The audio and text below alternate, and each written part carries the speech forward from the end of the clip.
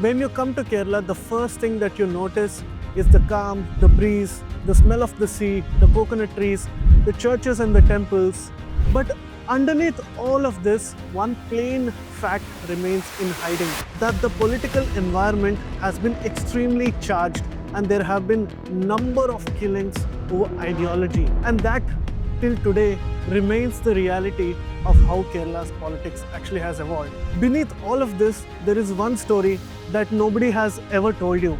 That is the story of how the Christians are now beginning to align with the BJP. Now, if you have watched one of our previous videos, you will understand why we covered the issue of the subaltern Pasmanda Muslims, especially in eastern UP and Bihar, who are beginning to align away from the traditional Muslim parties or the Congress party. And today, in a similar video, we are going to explain this magical shift that is happening over the last 1 or 2 years.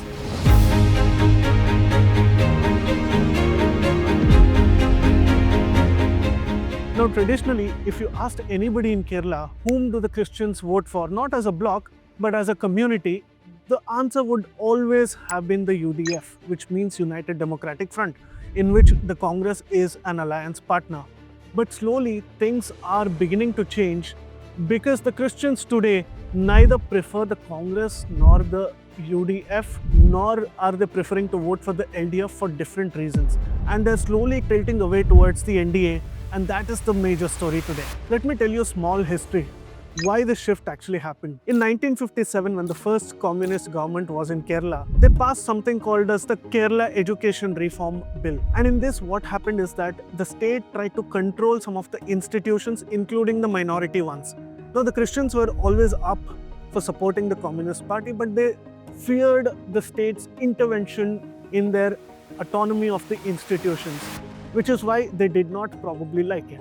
Which is why there was a complete shift after 1957 when there was a liberation struggle, when they demanded more autonomy for their institutions. So they found a very comfortable partner who was very predictable, very comfortable. As long as you keep supporting him, he will support you back and he will not interfere in your affairs, which is the Congress Party. And then it became a part of the alliance called the United Democratic Front. In 2021, if I were to put things into context, the NDA scored only 2% of the Christian votes, which means that it was a round-off error. I mean, you might as well ignore it because it does not have a major political significance. Cut to 2024, something very interesting happens in Kerala. In Thrissur, for the first time, Suresh Gopi, a film actor, wins the election. And it's not just because of his popularity or anything. He wins the election with nearly 20 to 25% Christians over there locally supporting him. This coming from a part where Thrissur is the cultural centerpiece of Kerala's puzzle. This became quite a revelation, and the BJP perhaps thought that this vote bank is perhaps not so untouchable. I mean, the people can be reached out to, maybe they will move away from the Congress. And this is the strategy that would work for them much later.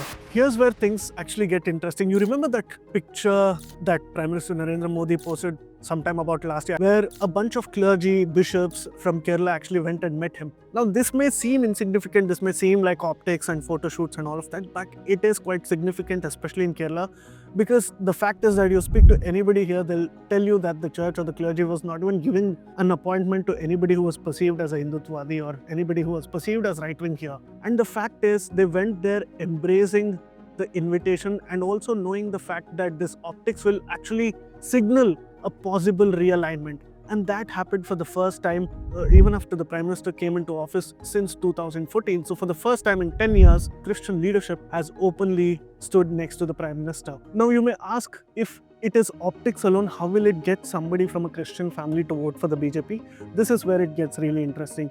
You see, in Kerala, there have been a string of issues that have catapulted the BJP into sudden action, and even they were frankly taken aback by surprise. The first thing is that the 80-20 scholarship split between the Muslims and the other minority groups. Now, in a fair society, other minorities would have also received an equitable share, but then the Kerala government proposed this, and then it went to the High Court. The High Court struck it down, and the Kerala government, instead of blaming the judiciary or trying to play political games, it went to the Supreme Court and made sure that the order is reversed. And this actually angered a lot of the Christian groups, which said that we are being sidelined and our interests are not being taken into consideration. And the Waqf board later came into action when they claimed over 400 acres belonging to 600 families, including Christians, Muslims and Hindus. This is when people really got upset, and the BJP got a rare opportunity to prove its mettle. And they sort of intervened politically and legally as well, and they tried to help out these families, and the churches spoke about it, people spoke about it, and they saw that the BJP has been somewhat consistent over the years, and it's not just an isolationist support over one incident that they have expressed. So people were like, yeah, maybe something is working and they're not as bad because they don't behave as radically like they do in other states, and they're somehow getting along with us, so maybe we should give them a chance. You see, people don't like one thing. When you go to their face and you tell them that their fear is not legitimate, that they're being scared of something for no reason. Yes, Kerala does pride itself in social harmony, and a lot of communities do live in peace most of the time. But underneath all of that, there are also social anxieties which go unaddressed because of secular politics. Now, both the UDF and the LDF failure was somewhere here, where they shied away from addressing a few things like extremism. When it is proven by the NIA, by the state police, that there have been over more than 100 recruitments to the ISIS from the state of Kerala alone, there is a clear problem. Even the number may be low, but why did the church in the first place speak about something like a narcotics jihad or a love jihad in that sense? So there is a fear that people are expressing, especially through the clergy. And if the clergy is expressing it, it probably means that the families have come and told the church that this is something that is happening with their daughters and that they must be scared of it. Now, when you dismiss a sentiment like that, people start to really question your intentions. For almost 40 years, the UDF remained very strong and the Congress held a majority of the Christian votes. But something very interesting happened. In Kottayam in 2025, for the first time, the IUML came into power, which scared the Christians because they were in sizable number in that particular district. And then they thought that the Congress is not as strong as an alliance partner because slowly the people are walking away from them, and so are the leaders like Jose K. Mani, who walked out to the LDF, and KM Mani as well, who left the community. So they were suddenly isolated and they had no representation in that particular arena.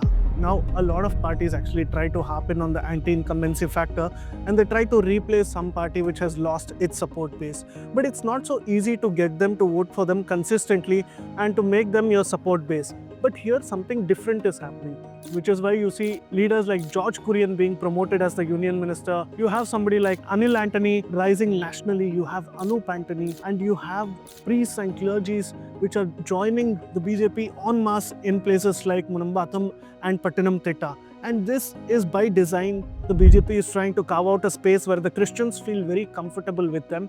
And this is not just any other last-minute rush to appease a particular community in hopes that you would score maybe 5 to 8% of revenge voting from a different community. So this means that there is a gradual but gigantic shift that is happening slowly. Look, what does this mean? Does this mean that the Christians are completely abandoning the Congress or the UDF? I don't think so, not yet, at least that's what the numbers say. But yes, Kerala has allowed the BJP to make a certain entry, especially looking at the local body election results, where in Trivandrum for the first time, they've come into the majority in the local body. And if you look at the overall picture, they may not have arrived yet, but they're certainly entering into a renegotiation that has not happened in Kerala for decades because of the strong structure of the political alliances that have not allowed any other player to come into the picture. By taking out rallies like the Sneha Yatra, basically the BJP is signaling that we are a safe home for you. And if this happens, Kerala will be going through a massive political shift over the next 2 or 3 years, especially given that the assembly elections are going to happen in 2026, and then the 2029 Lok Sabha elections are anyway due to be held. We must see what comes out of this, but definitely there is a rising support, especially when you look at the numbers when it was at 2%, and right now it is coming to anywhere between 5 to 10%, which is a significant number given that the party was almost nothing in the state of Kerala.